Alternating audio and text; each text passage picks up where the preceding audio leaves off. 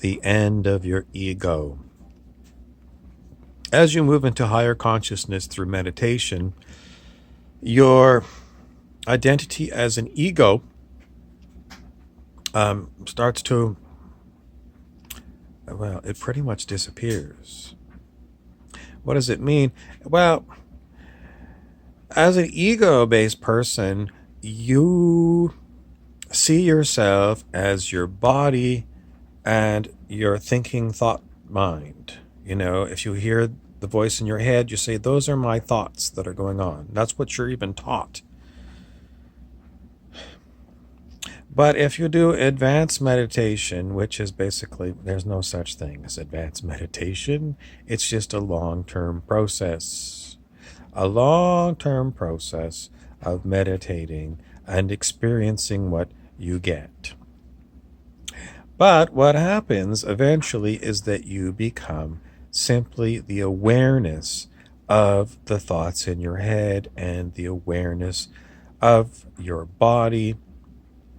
It's somewhat similar to what you were before when you were ego-based, except no longer identifying with the body and the mind.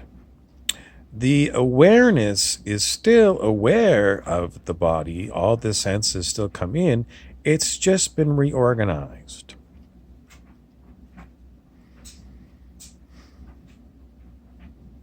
The personality that you used to have will pretty much seem the same to other people. However, if people look at you now versus many years ago, they will say to you, you've changed.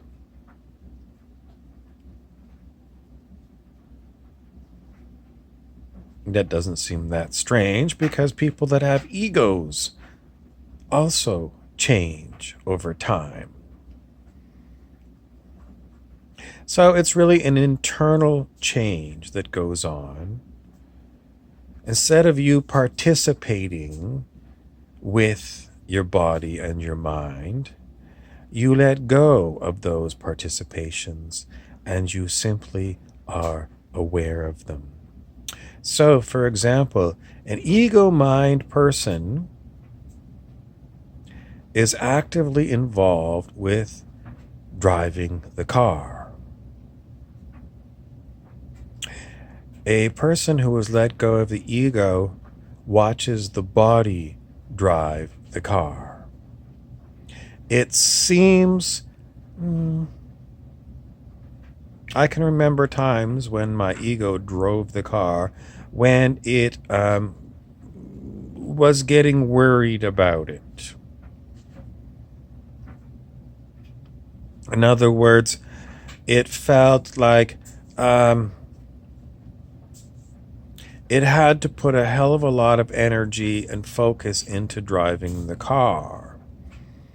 But once you let go of the ego, the body drives the car. Does it drive any better or worse?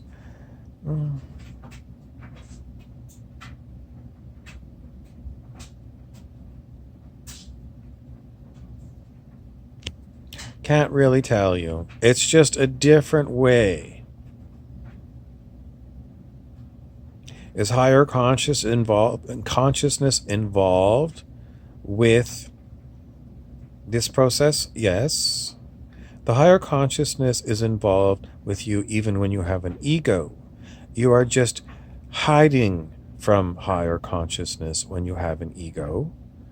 Is higher consciousness making an ego for you? Kind of. I mean, kind of, because the higher consciousness is never really absent from you. But the ego develops as a part of humanity. Some very strange, odd stories about children who are very different could be enlightened beings from the get-go. We say enlightened because on the scale of human consciousness, if you're very high on the scale of human consciousness, 700 and higher, that's considered an enlightened state. But we're told this is very, very, very rare. So you're not going to find one person in your high school. You're not going to find one person in your town. You might find one person in all of, let's say, Toronto, Ontario, a city of millions. This has changed because when consciousness came and talked through Dr. David R. Hawkins in his book, for example, Power versus Force, consciousness said there was about 6 people on the whole planet who were in enlightened states. Now, consciousness through me says about 6,500 people on the planet are in enlightened states of consciousness. Wow. And there are many, many, many others who are over calibration level 540, unconditional love, which was the target that Dr. David R. Hawkins gave us as humans to get to as a pretty easy thing in one lifetime. Consciousness continues and tells us we are the ones who are bringing about the Great Awakening. It is not a Donald Trump who is bringing a Great Awakening. It is simply letting go of ego that brings around the big changes that are happening on the planet.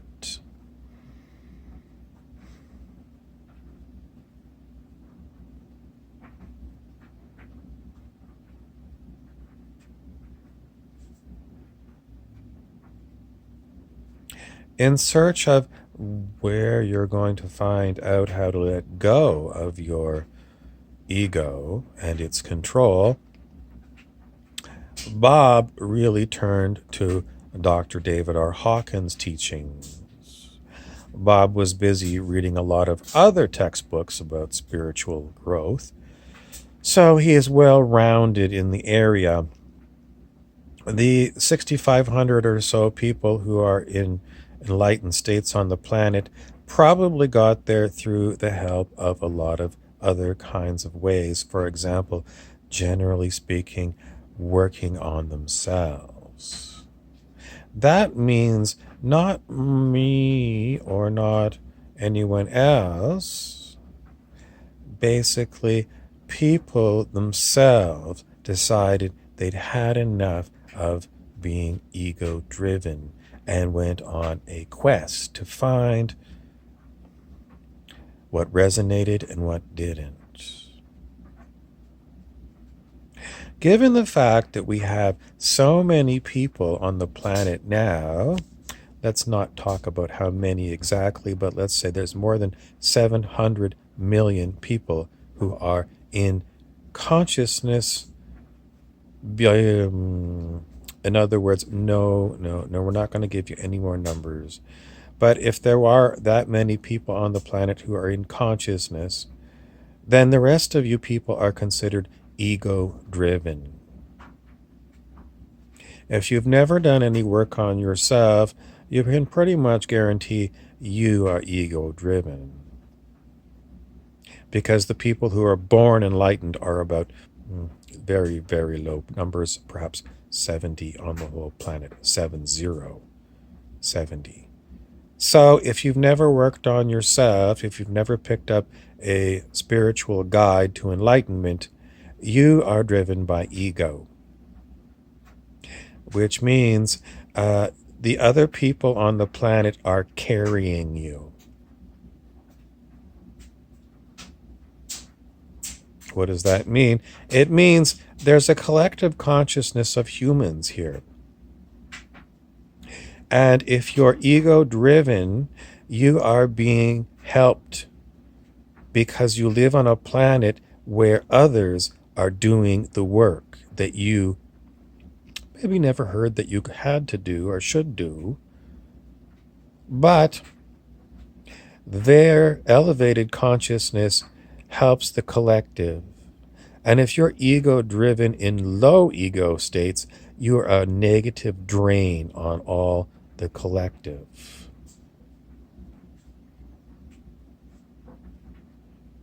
In search of enlightenment is basically what your task is. Now that you've heard it can be done, people have done it, and you're a drag on the collective consciousness of the world.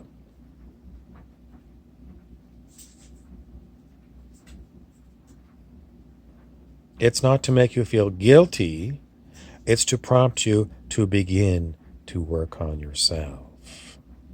People who read articles in, for example, the Huffington Post about, let's talk about narcissism. Are you working on yourself by reading an article? Yes. But are you really working on letting go of your ego? Not at all.